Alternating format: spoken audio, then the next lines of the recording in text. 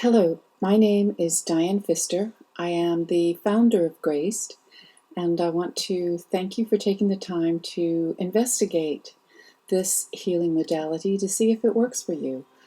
I'm going to give you a little bit of a background about myself and how it came about that I feel I was chosen to bring this healing modality to the forefront, and it's been quite an interesting ride. A little background on me. For the past 10 years, I have established a healing practice based on the utilization of several modalities with a global client base. I have been blessed with the ability to remove blocks and misalignments causing emotional and physical pain. Whether a child, adult, cat, dog, horse, or elephant, we all share in having an internal light force that needs to be unencumbered. The underlying consistent thread found in all of these various modalities is that they release one from pain and anguish stemming from past experiences. Though this is extremely beneficial, this removal of the trapped frequencies from the past, my overwhelming concern was that there was no modality that focused on designing the future, one where you determined you were worthy of living. I knew I had to find out more, and I did. After Grace treatments, clients reported feeling lighter, calmer, more able to connect with others and themselves. Being on the trajectory to creating life accomplishments changed their everyday existence. But before we get into that, let me give you just some background information about my life before Graced. It was completely different. I devoted decades of my life as a studio painter. I had exhibitions all over the world, and I was written up in the British Artist after 1945 publication. So I was doing all right. I had a great life. I had a husband in the tourist business, so we could travel and write about our travels. I had the most beautiful daughter, and life was good. I'm going to show you some of my paintings. It's hard for me to pick one painting to represent the mounds of work I completed as a studio painter, but I'm going to list a few here to represent various styles. Then I did a series of work on suburbia, and this painting I call Look, There's a Parking Space. Now, I enjoyed doing the work. I loved selling to people who wanted to have my work, but I knew there had to be more to living.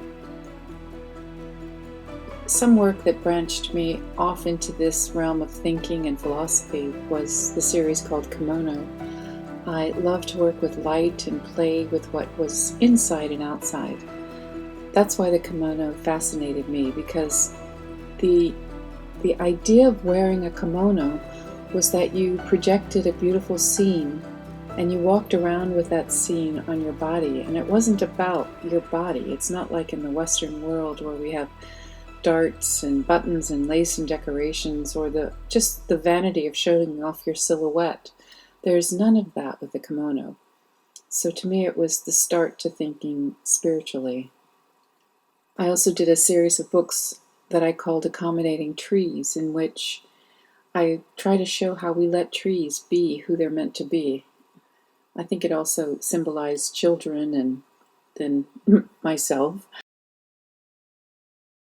This one is a house in London that belonged to Tina Turner at the time.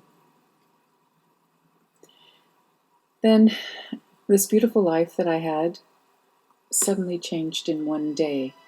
My 7-year-old daughter was bitten by a poisonous spider, and we discovered it mid-flight from going over the Atlantic Ocean from the US to London, and we rushed her to the IC unit at St. Mary's Hospital in London, where the doctors told me that it didn't look good and that she probably wouldn't make it through the night. I just couldn't accept this fate.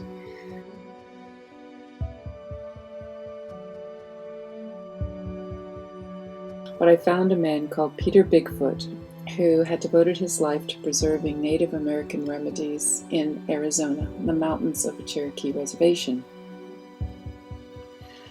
I frantically begged him and said, please, you've got to get it to me. And he said, look, you've got to put it on within 96 hours for it to work. And I said, well, where are you? And he said, I'm in Arizona. And he said, where are you? I said, in London. And he said, okay, give me your address. And that lovely man drove 2 a.m. for his time. After 2 hours, got to the airport to a FedEx station where he sent it to me. And in the package was an invoice for $16. I swore then and there in the IC unit that someday I'd do something to thank him. Well, the good news is my daughter survived. The doctors were amazed, and of course they took credit for it. And even though she survived, she had severe amnesia. So for 2 years I homeschooled her while I continued to search philosophy, psychology, alternative medicine, spiritual medicine, Native American medicine, Peruvian shamanism, Russian Psi research, Stanford University mind research, heart math research, almond clinic. I could go on, but there was no way that I could bring her back. So I prayed and I meditated, and instead of looking at all the confusing data outside,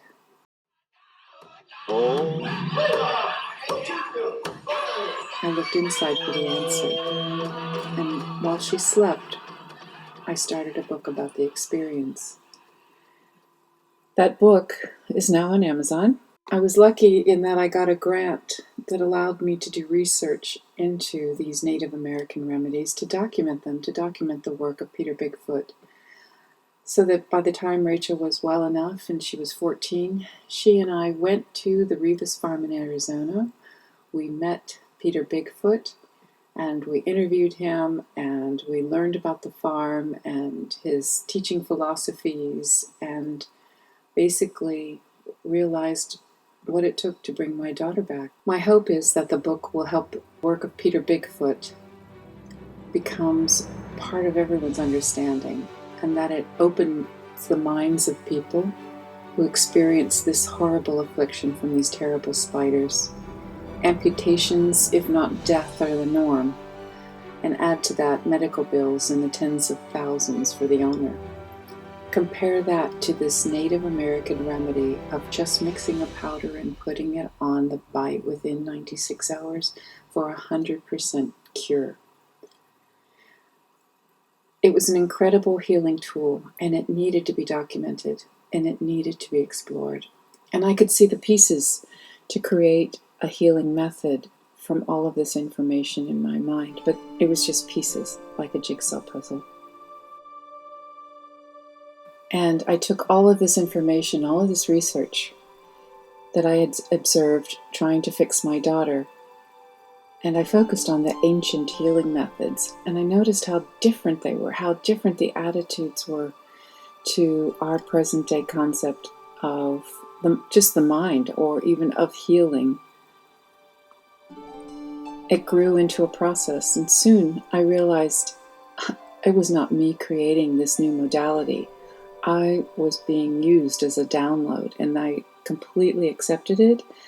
I prayed to be of service, and this is how it manifested. So I take no credit for this other than it completely consumed my life for a very long time.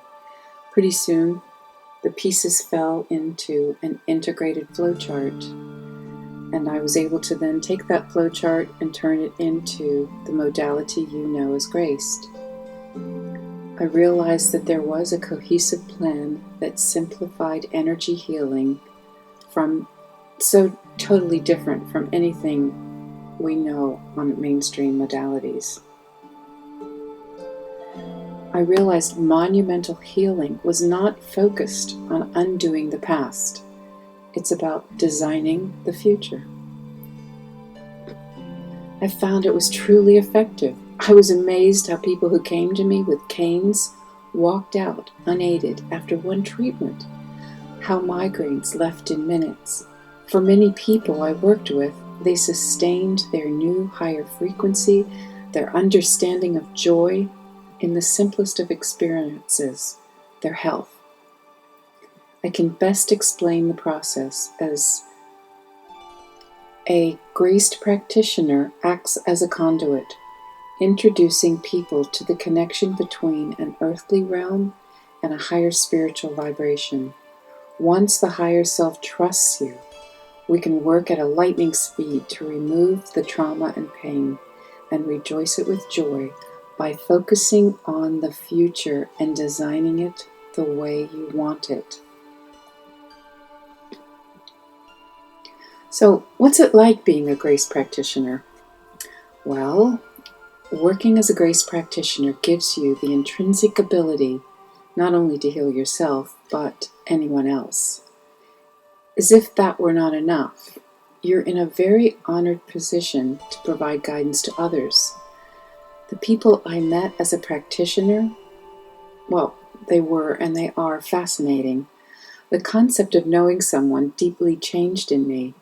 Life used to be about doing things with people, and now that's changed.